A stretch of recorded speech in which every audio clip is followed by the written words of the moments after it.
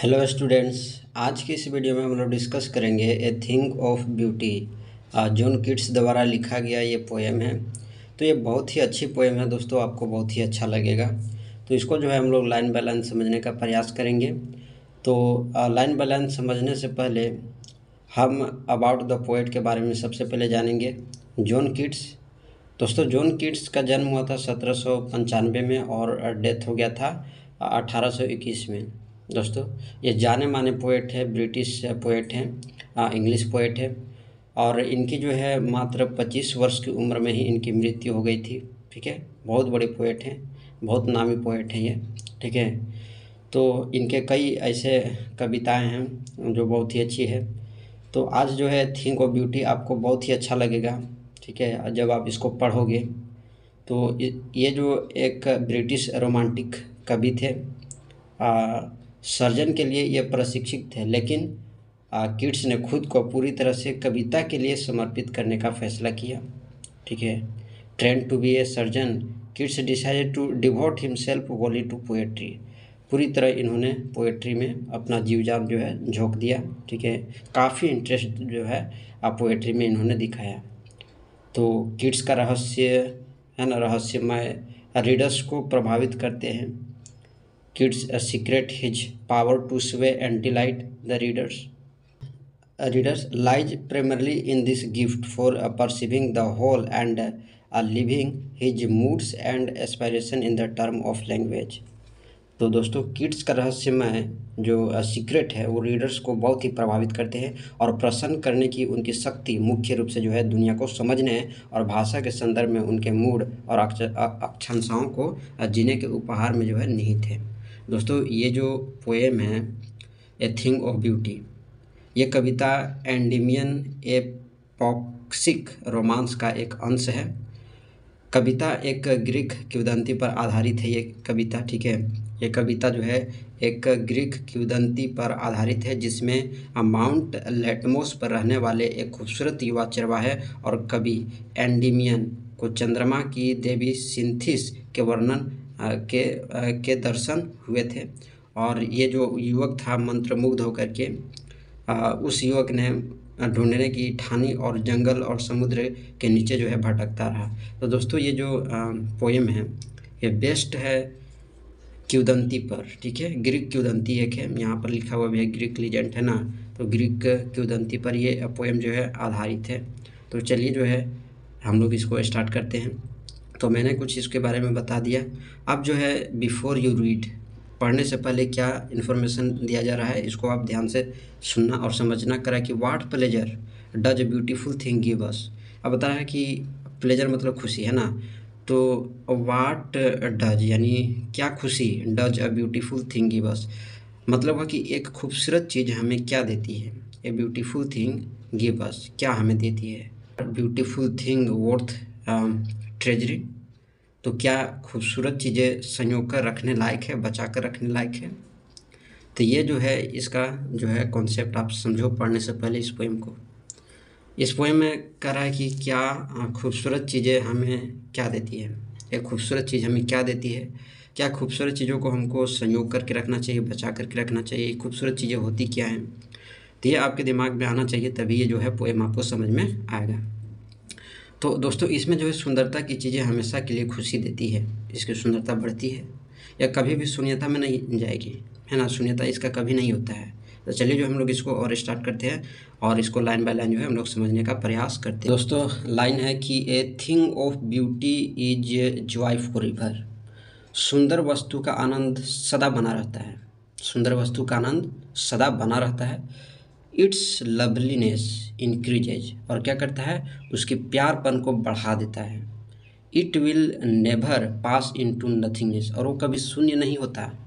तो but will keep a बोवर quiet for us, और अस्तित्व इसका कभी समाप्त नहीं होता है, सदा हमारे लिए एक शांतिपूर्ण बगीचा जो है इसमें बनी रहती है। दोस्तों full of sweet dreams, sweet ड्रीमों से जो है ये भरा हुआ रहता है, हेल्दी होता है, एंड क्वाइट ब्रीथिंग, और जो है एक शांति तरह से सांस ले सकते हैं, यानी सदा हमारे लिए एक शांतिपूर्ण बनी रहती है और मधुर स्वप्नों से भरी एक नींद होती है और स्वास्थ्य और शांति की सांसें होती हैं।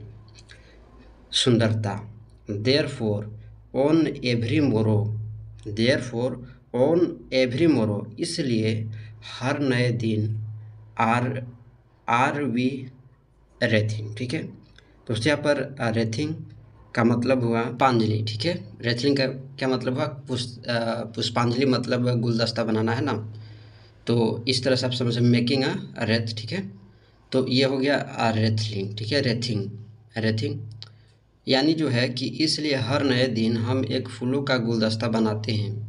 ठीक है, a flowery band to bind us to the earth, और वो जो है हमें धरती से जुड़ी रहती है यानी जोड़े रखती है। ठीक है, अस्पाइट ऑफ डिस्पोंडेंस मतलब हुआ कि जोड़े रहने के बावजूद ऑफ द इनह्यूमन डर्थ, यानी जोड़े रहने के बावजूद उस निराशा के जो निराशा जो पैदा होती है। ठीक है, of noble nature of the gloomy days of all the unhealthy and over dark ways made for our searching, yes, in spite of all, some shape of beauty moves away the pall from our dark spirit, such dark spirit। ठीक है, तो यहाँ तक का मैं अर्थ बताना चाहूँगा। ठीक है, ताकि जो है इस लाइन को अच्छे से समझ में आ जाए। दोस्तों, इन लाइनों का मतलब हुआ, यहाँ से यहाँ तक की लाइनों का मतलब हुआ कि कवि जॉन कीट्स कहना चाहते हैं कि सुंदरता हमेशा के लिए रहती है, या कभी कभी समाप्त नहीं होती, कभी शून्य नहीं होती, बल्कि ये बीते समय के साथ बढ़ते जाता है, इंक्रीज होते जाता है। दोस्तों, सौंदर्य के बारे में जॉन कीट्स की धारणा है कि यह गुजरते समय के साथ कभी खत्म नहीं होती, बल्कि यह अधिक से अधिक सौंदर्यीकरण करती है। दोस्तों, यहाँ पर जॉन कीट्स कवि के लिए एक सुंदर छायादार वृक्ष की तरह है, जिसकी छाया के नीचे सभी प्राणी शांति से सो सकते हैं और अच्छे श्वास की आनंद ले सकते हैं।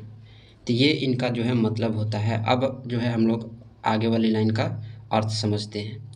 तो आगे वाली लाइन है कि such the sun the moon trees old and young sprouting a shady boon, sprouting a shady boon और simple sheep and such are daffodils with the green world they live in and clear rills. ठीक है दोस्तों, यहाँ पर reels मतलब small streams. ठीक है, small streams. आगे वाला लाइन देखते हैं। ठीक है, तो that for themselves a cooling covert make gainst the hot season the mid forest break.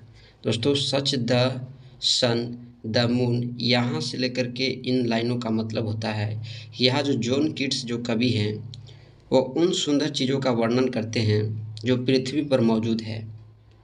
अब ये कौन कौन है? तो द सन है, द मून है, ट्रीज ओल्ड है ना, सूर्य है, चंद्रमा है, पेड़ है, फूल है, डैफोडिल फूल इसमें वर्णन किया गया है, और नदियाँ हैं। जॉन कीट्स कहते हैं कि ये सभी चीज़ें पृथ्वी पर सभी प्राणियों के लिए एक आशीर्वाद है, ब्लेस की तरह है। वह आगे वर्णन करते हैं, वह आगे बताते हैं कि पेड़ हमें अपनी छाया, फूलों के साथ अपनी सुंदरता और नदियों के साथ गर्म ग्रीष्मकाल के दौरान प्रदान करते हैं। अब गर्मी के दिनों में क्या होता है, ये नदियाँ हमें क्या देती है? ठंडा देती है, ठंडा प्रदान करती है। तो ये सभी प्रकृति की सुंदरियाँ हैं जो हमारे लिए एक क्या है? वरदान है। तो ये इनका मतलब होता है। दोस्तों, नेक्स्ट की लाइनों में हम लोग समझते हैं। तो नेक्स्ट की लाइनें हैं कि rich with a sprinkling of fair musk rose blooms and such too is the grandeur of the dooms. देखो यहाँ पर कितनी अच्छी अच्छी लाइनें लिखी हुई हैं। We have imagine for the mighty dead all lovely tales that we have heard और read an endless fountain of immortal drink pouring unto us from the heavens drink. दोस्तों, इन लाइनों का मतलब होता है, मैं इसको संक्षेप में समझाने का प्रयास करता हूँ। तो कीट्स यहाँ पर पृथ्वी पर मौजूद अधिक सुंदर जो ज़्यादा सुंदर चीज़ों का यहाँ पर वर्णन करते हैं, जैसे कि खूबसूरत कस्तूरी गुलाब, ठीक है, जिसमें इतनी अच्छी खुशबू होती है। फिर उन्होंने उन शक्तिशाली योद्धाओं को कहानियों के बारे में भी बताया है, जिन्होंने अपने देश के लिए या मानवता के लिए, ठीक है, देश के लिए या मानवता के लिए अपना जीवन बलिदान कर देते हैं, माइटी डेड, ठीक है। और किड्स ये भी कहते हैं कि ये सुंदर चीज़ें हम सभी के लिए भगवान की ओर से उपहार है, वरदान है, गिफ्ट है। वे हमारे लिए भगवान द्वारा दिए गए अमृत के समान है, जो हमें प्रकृति से दिया गया है। वो क्या है? एक गिफ्ट है, उपहार है, जो हमें जो है अमृत के समान मिला है। और ये वे सुंदरियाँ हैं जो अमर हैं, जो कभी ख़त्म नहीं होंगी, और हमें अपने जीवन में इतने दुख होने के बावजूद इस धरती पर रहने का एक कारण भी देती है। तो ये बहुत ही अच्छी पोएम है दोस्तों। आई होप आपको समझ में आया होगा। तो मैं इसको जो है एक शॉर्ट में समझाने का प्रयास करता हूँ। ये पूरे लाइन्स का मतलब क्या है, तो मैं इसको जो है शॉर्ट में समझाने का प्रयास करते हैं पूरे लाइन का मतलब। तो दोस्तों, ए थिंग ऑफ ब्यूटी एक जो कविता है, थिंग ऑफ ब्यूटी, वो सुंदरता जो कभी दूर नहीं होती, ये इसकी जो शाश्वत सुंदरता है वो जो कभी दूर नहीं होती, एक खूबसूरत चीज़ एक छायादार आश्रय की तरह होता है, जो हमें मीठे सपने, अच्छे स्वास्थ्य और विश्राम से भी भरी नींद देती है। सांसारिक वस्तु से हमारा जुड़ाव एक पुष्पांजलि है, यानी गुलदस्ता बनाना है। वे जाल हैं जो हमें भौतिकवादी यानी फिजिकल चीज़ों से बांधते हैं और हमें शाश्वत सुख से दूर रखते हैं। रियल में सही खुशी नेचुरल होती है। अब पृथ्वी पर घृणा है, लालच है और नकारात्मकता से भरी हुई है। अब किड्स के अनुसार इन नकारात्मक यानी निगेटिविटी, ठीक है, के कारण होने वाली उदासी यानी सैडनेस हमारे चारों ओर सुंदर चीज़ों के पॉजिटिव खिंचाव के साथ दूर हो जाती है। यहाँ पर किड्स ये भी कहते हैं कि कुछ खूबसूरत चीज़ों को सूचीबद्ध किया गया है, दिखाया गया है, जो हमें घेरे हुए हैं, जैसे कि सौंदर्य देखने वाले की आंखों में निहित है। वे कहते हैं कि भगवान की कई रचनाएं हैं, जैसे सूर्य जो हमें ऊर्जा प्रदान करती है, चंद्रमा जो रात की रोशनी में खूबसूरती बढ़ाते हैं, हमें छाया देने वाले पेड़ हमारे आसपास की प्राकृतिक सुंदरियां हैं। तो सुंदरियां मतलब यहाँ पर वो नहीं, यहाँ पर प्रकृति के बारे में है। या सुंदरियां मतलब लड़की वाला सुंदरियां नहीं है। यहाँ जॉन किट्स एक नेचुरल पोएट है, तो उन्होंने नेचुरल के प्रकृति के नेचुरल की खूबसूरती को इसमें दिखाया गया है। और उन्होंने बताया है कि जैसे भेड़ जैसे अनेक जानवर जो हमें घेरते हैं, हमारी दुनिया को जीवंत बनाते हैं। अब जैसे डैफोडिल फूल, सुंदर फूल दुनिया को हरा और जीवंत बनाते हैं। पानी की बहने वाली धाराएं ठंडी गर्मी के मौसम में हमें ठंडक प्रदान देती है।